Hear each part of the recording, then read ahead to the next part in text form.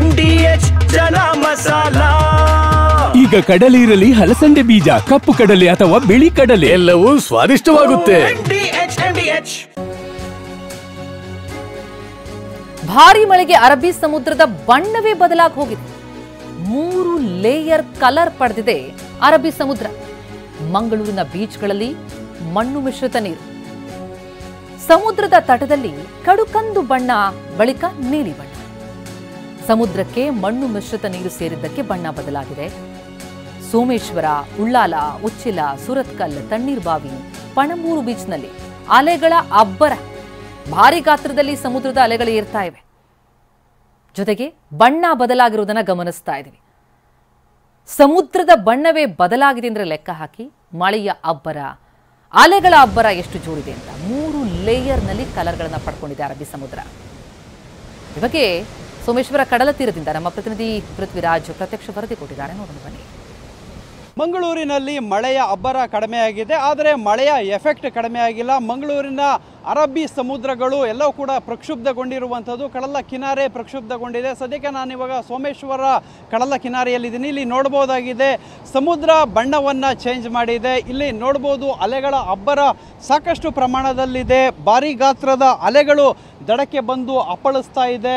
So ಈ ಒಂದು ಸಮುದ್ರದ ದಡವನ್ನು ನೋಡ್ಬೋದಾಗಿದೆ. ಸೊ ಇಲ್ಲಿ ಆ ಒಂದು ಅಲೆಗಳು ಯಾವ ರೀತಿ ಬರ್ತಾ ಇದೆ ಅಂತ ಹೇಳಿದರೆ, ಭಾರೀ ಗಾತ್ರದ ಅಲೆಗಳು ದಡಕ್ಕೆ ಬಂದು ಸಂಪೂರ್ಣವಾಗಿ ಏನು ಆ ಒಂದು ದಡದ ಕಡಲ ತಟ ಏನಿದೆ, ಆ ಒಂದು ಕಡಲ ಕಿನಾರೆಗೆ ಈ ಒಂದು ಅಲೆಗಳು ಬಂದು ಅಪ್ಪಳಿಸ್ತಾ ಇರುವಂಥದ್ದು. ಈ ಒಂದು ಅಲೆಗಳ ಅಪ್ಪಳಿಸುವಿಕೆ ಹೆಚ್ಚಾಗಿರುವ ದೃಶ್ಯ ಒಂದು ಕಡೆ ಆದರೆ, ಇನ್ನೊಂದು ಕಡೆ ಬಣ್ಣ ಬದಲಿಸಿರುವಂತಹ ಸಮುದ್ರವನ್ನು ನಾವು ನೋಡ್ಬೋದಾಗಿದೆ. ಆರಂಭಿಕ ಹಂತದಲ್ಲಿ ಸಂಪೂರ್ಣವಾಗಿ ಕಡುಗಂದು ಬಣ್ಣದಲ್ಲಿ ಈ ಒಂದು ಸಮುದ್ರ ತನ್ನ ಬಣ್ಣವನ್ನು ಬದಲಾಯಿಸಿರುವಂಥದ್ದು.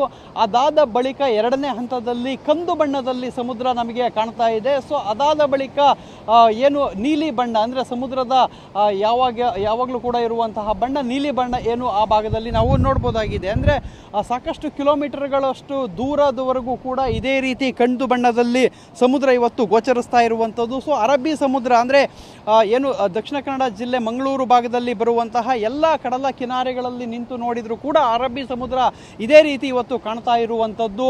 ಸೊ ಇಲ್ಲಿ ಪ್ರಮುಖವಾಗಿ ಈ ಒಂದು ಬಣ್ಣ ಚೇಂಜ್ ಆಗೋದಕ್ಕೆ ಕಾರಣ ಏನಂತ ಹೇಳಿದರೆ, ಏನು ಕರಾವಳಿ ಮತ್ತು ಮಲೆನಾಡು ಭಾಗದಲ್ಲಿ ಕಳೆದ 3-4 ದಿನಗಳಿಂದ ಭಾರಿ ಪ್ರಮಾಣದಲ್ಲಿ ಮಳೆ ಬೀಳ್ತಾ ಇದೆ. ಸೊ ಅದರ ನೀರು ನದಿಗೆ ಸೇರ್ತಾ ಇರುವಂಥದ್ದು. ನೀರು ನದಿಗೆ ಸೇರಿರುವಂಥದ್ದು ಅಂದರೆ ಮಣ್ಣು ಮಿಶ್ರಿತ ನೀರು ನದಿಗೆ ಸೇರುತ್ತೆ. ಸೊ ಆ ನೀರು ಸಮುದ್ರಕ್ಕೆ ಸೇರೋದ್ರಿಂದ ಈ ರೀತಿ ಸಮುದ್ರದ ಬಣ್ಣ ಬದಲಾಗಿದೆ.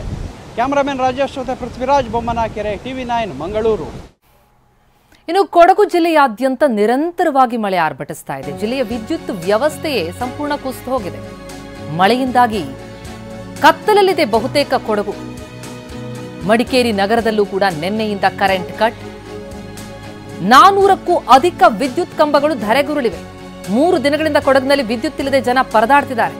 ಲೈನ್ ಮ್ಯಾನ್ಗಳಿಲ್ಲ. ಚೆಸ್ಕಾಂ ತೀವ್ರ ಪರದಾಡ್ತಾ ಇದೆ. ಕೊಡಗಿನಲ್ಲಿ ಬಾಡಿಗೆ ಜನರೇಟರ್ಗೆ ಬೇಡಿಕೆ ಹೆಚ್ಚಳವಾಗಿದೆ. ಇಲ್ಲಿ ಮಳೆಯಿಂದಾಗಿ ಕತ್ತಲಲ್ಲೇ ಕಳೆಯಬೇಕಾದಂತಹ ಪರಿಸ್ಥಿತಿ. ಯಾಕಂದ್ರೆ ಅತಿಯಾದಂತಹ ಮಳೆಯಿಂದ ಹಲವು ಕಡೆಗಳಲ್ಲಿ ವಿದ್ಯುತ್ ಕಂಬಗಳು ಧರೆಗುರುಳಿವೆ. ಜಿಲ್ಲೆಯ ವಿದ್ಯುತ್ ವ್ಯವಸ್ಥೆಯೇ ಸಂಪೂರ್ಣ ಕುಸಿದು ಹೋಗಿದೆ. 3 ದಿನಗಳಿಂದ ವಿದ್ಯುತ್ ಇಲ್ಲದೆ ಪರದಾಡ್ತಾ ಇದೆ ಕೊಡಗು. ಹಾಗಾಗಿ ಬಾಡಿಗೆ ಜನರೇಟರ್ಗೆ ಬಹಳ ದೊಡ್ಡ ಮಟ್ಟದಲ್ಲಿ ಬೇಡಿಕೆ ಹೆಚ್ಚಳವಾಗಿದೆ. ಜೊತೆಗೆ ಜಿಲ್ಲೆಯಲ್ಲಿ ಲೈನ್ ಮ್ಯಾನ್ಗಳಿಲ್ಲ. 3 ದಿನಗಳಿಂದ ವಿದ್ಯುತ್ ಇಲ್ಲದೆ ಪರದಾಡ್ತಿದ್ದಾರೆ. ಚೆಸ್ಕಾಂ ಕೂಡ ತೀವ್ರವಾಗಿ ಪರದಾಡ್ತಾ ಇದೆ. 400ಕ್ಕೂ ಅಧಿಕ ವಿದ್ಯುತ್ ಕಂಬಗಳು ಧರೆಗುರುಳಿರೋದು. ಹಾಗಾಗಿ ಬಹುತೇಕ ಕೊಡಗು, ಮಡಿಕೇರಿ ನಗರದಲ್ಲೂ ನಿನ್ನೆಯಿಂದ ಕರೆಂಟ್ ಕಟ್ ಆಗಿದೆ. ಬಾಡಿಗೆ ಜನರೇಟರ್ಗಳನ್ನೇ ನೆಚ್ಕೊಳ್ಬೇಕಾದಂತಹ ಪರಿಸ್ಥಿತಿ. ಯಾಕೆ ಈಗ ಬಂತ ಸ್ವಾದ? ಖಂಡಿತ ಈಗ ಬಂತು ಅಸಲಿ ಸ್ವಾದ. MDH chunky chaat masala life ಅಲ್ಲಿ ಅಸಲಿ ಸ್ವಾದ ತರುತ್ತೆ. ಅಸಲಿ ಮಸಾಲ, MDH.